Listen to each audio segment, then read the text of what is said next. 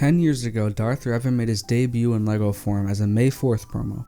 You had to pay $75 on sets to get him, so immediately he was a very valuable and very expensive figure.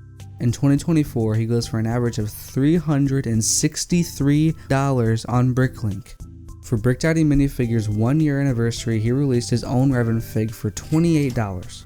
Today we'll be taking a look at BrickDaddy's first fully pad-printed customs wave made in collaboration with Bo-Katan bricks. First and foremost, here's Darth Revan. For $28 you'll get one full figure using a skirt piece and a black hood, plus the printing, obviously. Not including a cape with this figure is a bit controversial, but I personally don't mind that choice. Including, however, many accessories would have pushed the figure's price over $30, and that's just the last thing we need right now.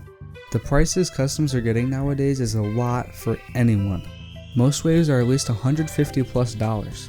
I think it was a great decision to prioritize cheaper prices over accessories. BrickDaddy and Bo-Katan told me the main goal with this wave was to provide cheap figures. I think a lack of accessories and capes was a good idea. That being said, it's not like we don't have the parts to deck out Revan anyways. The design for him is a really good modern adaptation. Putting the old and new Revan next to each other kinda makes the old one look bad, honestly. The only flaw I could notice in this figure was a missing face detail. I just don't care about smaller details like this. I know I've said I do in the past, but I was getting influenced by other people's opinions. I'm trying my best to share my opinions now and filter out others. The second figure in this wave is Light Side Revan. In the video game Knights of the Old Republic, Revan switches to the light side. His outfit is pretty much the same other than a recolor to white. And that's pretty much what this figure is. There's a few color swaps in the design, but overall it's the same.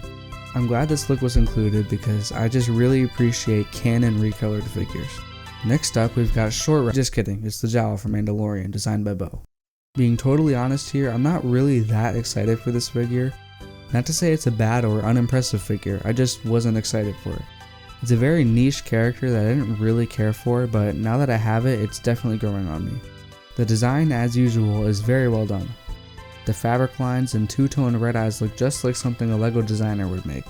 Props to Bo-Katan for using 2 red colors instead of 1. If you don't know how pad printing works, you need to pay more per color used. Using a simple one-colored red eye would have been just fine, but Bo went the extra mile here. We finally have a pad printed replacement part for the eyesore on Echo's legs. Usually printed camas are an easy fix because you can just put a cloth piece over it, but Echo just had to have a bigger cama print, so cloth pieces didn't work. This $5 fix is so worth it. I'm really surprised no one else did this yet, it seems like such an obvious choice. Thank you, BrickDaddy and Bo. In BrickDaddy's first wave of customs last year, he released a Thrawn, Ezra, and Bail Organa figure. As a nod to that, he designed and released a beautiful pad-printed Bail Organa figure from Revenge of the Sith. This is the only figure BrickDaddy designed all by himself, and I think it looks great. If you don't remember, this appearance is from the Order 66 scene in the Jedi Temple. This figure is simple and gets the job done. The shine his gunmetal gray torso gives off looks really nice. But my favorite part of this figure is the face design. I know I've used the word perfect a lot, but this is truly perfect. The design looks just like something a LEGO designer would make.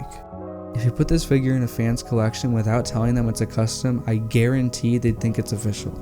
That's one of my most sought after qualities in any custom. I want my figure to blend in with my LEGO figure seamlessly.